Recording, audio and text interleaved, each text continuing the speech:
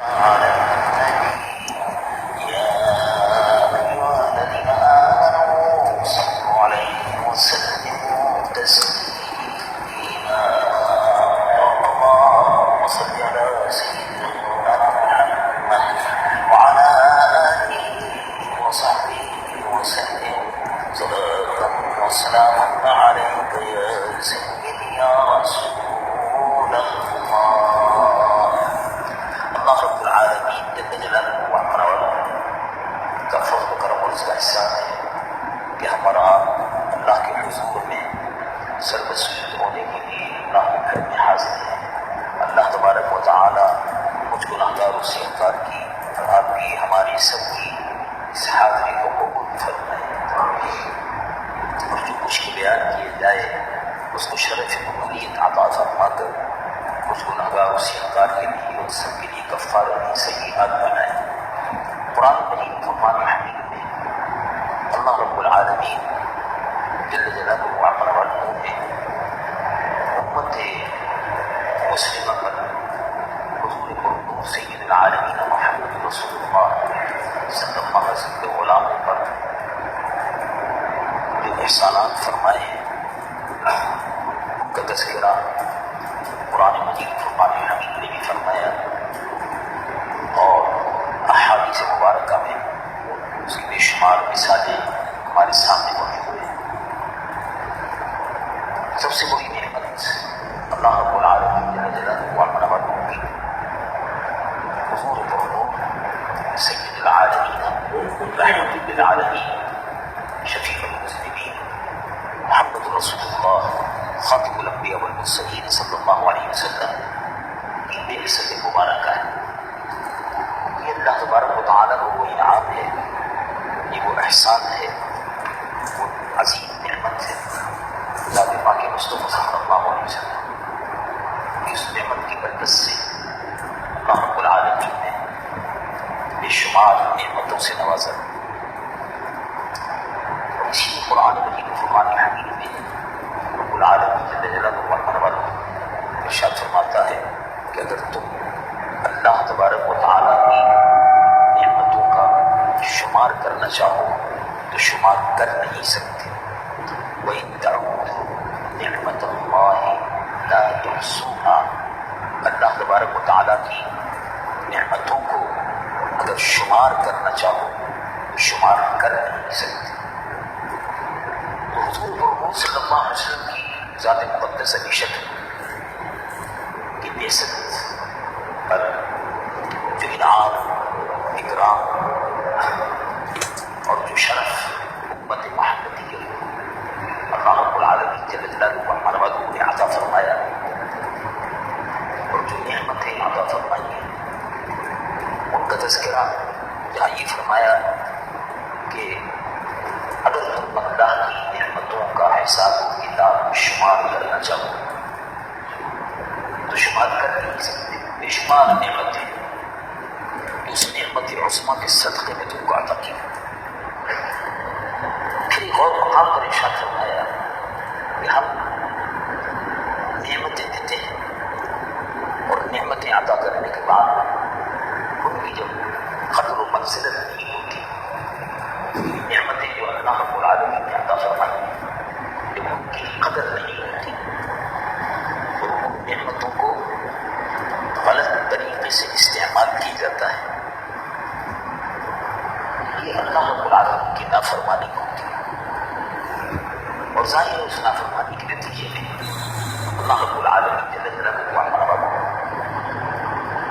کا غضب، اس کا قہر ہر گل میں آتا ہے. چنانچہ ایک مقام پر قرآن مجید فرقان حمید نے ارشاد فرمایا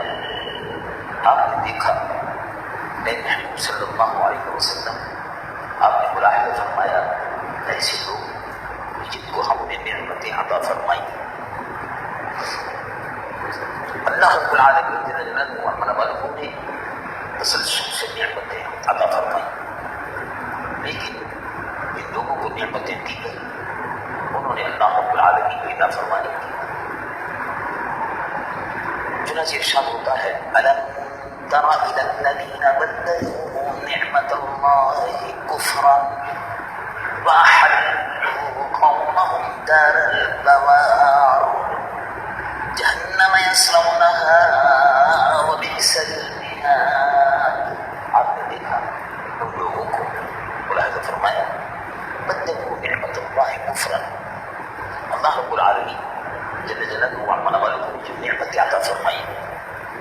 اس کو نافرمانی میں تبدیل کر دی. انہیں اللہ کی ناشکری، اللہ کی نافرمانی، نعمت کی وقت و منزلت نہ کرنا یہ انہوں نے اپنا شعار بنا دیا. اور جب لوگ اس بات کو اپنا شعار بنا لیں کہ قدم قدم پر اللہ کی نافرمانی کریں، اللہ رب العالمین کی نعمت کا شکر ادا نہ کریں، تو پھر اللہ رب العالمین جل جلالہ کو ارشاد فرماتا ہے کہ جو قوم اپنی حالت کو خود بدلنے کا ارادہ کر لے کہ ہم نے ان کو نعمت عطا فرمائی اور وہ نافرمانی کریں، ہم نے ان کو نعمت عطا کی اور وہ ناشکری کرتے رہیں، ہم نے ان کو نعمت عطا فرمائی اور وہ نعمتیں جو حاصل ہوئی ہیں اللہ رب العالمین جل جلالہ والوں کی نافرمانی میں استعمال کی جائیں. ان اللہ لا یغیر ما بقوم حتی یغیروا ما بانفسهم وإذا أراد الله بقوم سوءا فلا مرد له وما لهم من دونه من وال. اور آپ نے دیکھا کہ اللہ تبارک و تعالی جل جلالہ وعلا والوں ظلم نہیں فرماتا. تو کوئی قوم، کوئی گروہ اللہ رب العالمین کی نعمتوں کو ٹھکراتے ہیں اور خود اپنی حالت بدلنا نہ چاہیں اور جو برائی، جو بدکرداری ان کے وجود اور معاشرے میں ہے اس کو تسلسل سے باقی رکھیں، تو اللہ تبارک و تعالی لا یغیر ما بقوم حتی یغیروا ما بانفسهم. اللہ رب العالمین ظلم نہیں فرماتا کسی پر، لیکن جب کوئی قوم خود اپنی حالت کے بدلنے کا اس کو خیال نہ آئے تو پھر اللہ رب العالمین جل جلالہ والوں کا عذاب جو ہے، نافرمانی کی جو سزا ہے وہ دی جائے گی. تو اللہ تبارک و تعالیٰ جل جلالہ والوں کو اس سلسلے میں مورد الزام نہیں قرار دیا جا سکتا. رب العالمین جل جلالہ والوں کے انعامات میں سے حضور پرمخ صلی اللہ علیہ وسلم کی ذات بابرکات کے صدقے میں جو انعام مسلمانوں پر اور جو اکرام امت مسلمہ کا ہوا اس میں سب سے بڑا اکرام تو یہ ہے کہ اللہ رب العالمین جل جلالہ والوں سب سے بڑی نعمت اور اکرام اور جو شرف اور بزرگی اس امت کو عطا فرمایا. کنتم خیر امت اخرجت للناس، کو ہم بہترین امت کہتے ہیں. خیر امت، تم بہترین امت. تو اللہ رب العالمین نے خیر امت کے لقب سے سرفراز فرمایا.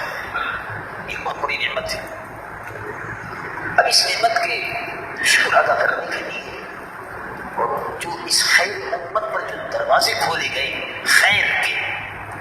معنی بھلائی کے، خیر امت تو امت بھلائی والی امت ہے. یہ امت سراپا خیر ہے. اس امت سے خیر سرزد ہونی چاہیے، یعنی خیر ظاہر ہونی چاہیے. تو ارشاد فرمایا اس خیر امت پر جو انعامات ہیں وہ دیکھیے کہ عرب کے وہ چرواہے، وہ لٹیرے، وہ ڈاکو، بے شمار لوگ قبائلی عصبیت و جاہلیت میں گرفتار معاشرہ، لٹیروں اور ڈاکوؤں کا معاشرہ، قاتلوں کا معاشرہ، عصبیت جاہلیہ اپنے نسب پر، اپنی زبان پر، اپنے علاقے پر لسانی علاقائی بنیادوں پر فخر کرنے والوں کا معاشرہ، قبائلی عصبیت کا سب سے بڑا جنگل تھا کہ جس کے جھاڑ جھنکار میں بے شمار برائیاں تھیں، بے شمار برائیاں تھیں جن کا شمار نہیں کیا جا سکتا. عربوں کے اس ظاہری معاشرے میں. لیکن سبحان اللہ رب العالمین جل جلالہ کو ہمارا معلوم ہے حضور کریم سید العالمین محمد رسول اللہ صلی اللہ علیہ وسلم کی بعثت کی برکت سے جو انعام فرمائے وہ لوگ کہ جو بدوی زندگی جاہلی معاشرے کی زندگی وہ لوگ